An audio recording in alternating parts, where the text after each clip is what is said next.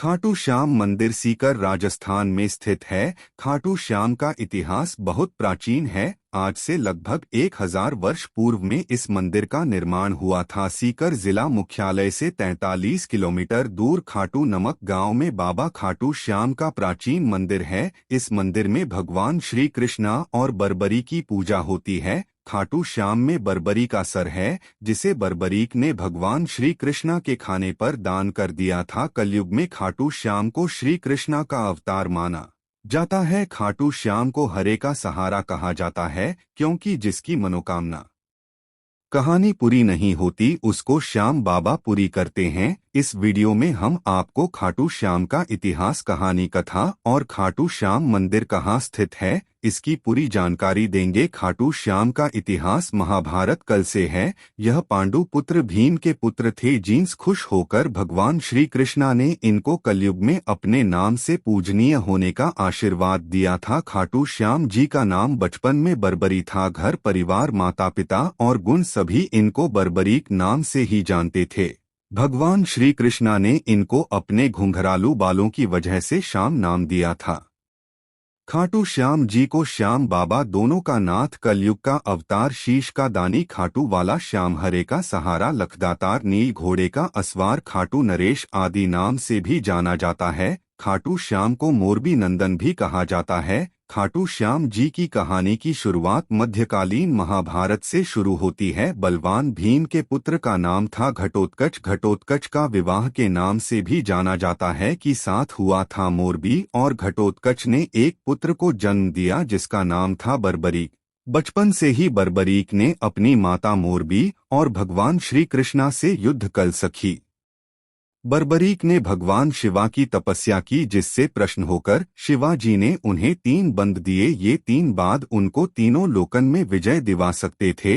यह वरदान प्रकार बर्बरीक बहुत खुश हुए। बर्बरी अपनी वीरता और शक्तियों के लिए जान जाते हैं। महाभारत काल में जब कौरव और पांडवों के बीच युद्ध शुरू होने वाला था, तब बर्बरीक अपनी माता के पास गए और युद्ध देखने की स्वीकृति मांगी। इस पर उनकी माता ने उनसे पूछा कि तुम किसकी तरफ से युद्ध लड़ोगे। इस पर बर्बरीक ने जवाब दिया, जो हारेगा मैं उसकी तरफ से युद्ध लड़ूंगा। माता से आजा मिलने के बाद बर्बरीक महाभारत का युद्ध देखने के लिए निकाल पड़े। भगवान श्री कृष्णा यह सब देख रहे थे। श्री कृष्णा हम जानते थे कि यदि बर्बरी को नहीं रोक गया तो युद्ध का परिणाम पलट देगा। रास्ते में जाते हुए बर्बरी को श्री कृष्णा ब्राह्मण का रूप धारण करके रोक और पूछा है, बालक तुम अकेले या 3 बार लेकर कहाँ जा रहे हो। तब बर्बरीक ने जवाब दिया कि मैं महाभारत का युद्ध देखने जा रहा हूँ और इस युद्ध में जो हारेगा मैं उसका साथ दूंगा। उपास पूर्वक श्री कृष्णा ने कहा, सिर्फ 3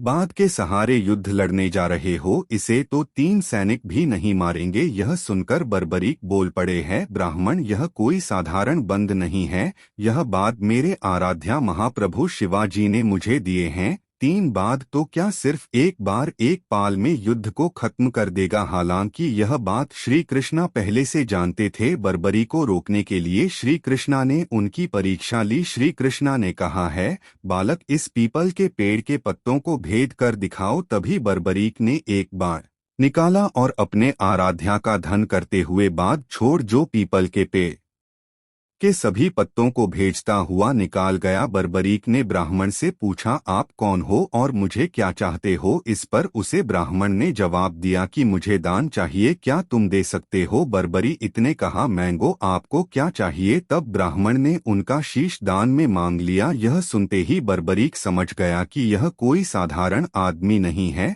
उसने ब्राह्मण को अपने वास्तविक रूप में आने को कहा। तब भगवान श्री कृष्णा अपने असली रूप में बर्बरीक को दर्शन दिए। अपने गुरु को सामने प्रकार बर्बरीक धन्य हो गया। तब बर्बरीक ने रात भर भजन किया और दूसरे दिन फाल्गुन शुक्ला द्वादशी को स्नान करके अपने हाथों से बर्बरीक ने बिना देरी किया अपना शीश काटकर भगवान के चरणों में रख दिया। भगवान श्री कृष्णा शीश को एक ऊंचे स्थान पर रखा ताकि बर्बरीक महाभारत का युद्ध देख सके। बर्बरीक की दानवीरता से खुश होकर श्री कृष्णा ने उन्हें अपना नाम श्याम उपहार स्वरूप भेंट किया। साथ ही आशीर्वाद भी दिया कि आने वाले युग में तुम मेरे नाम से पूजे जाओगे। जब भी कोई हारा और टूटा हुआ व्यक्ति व्यक्ति तुम्हारे पास आएगा तुम्हारी पूजा से, उसके सब काम पूर्ण होंगे।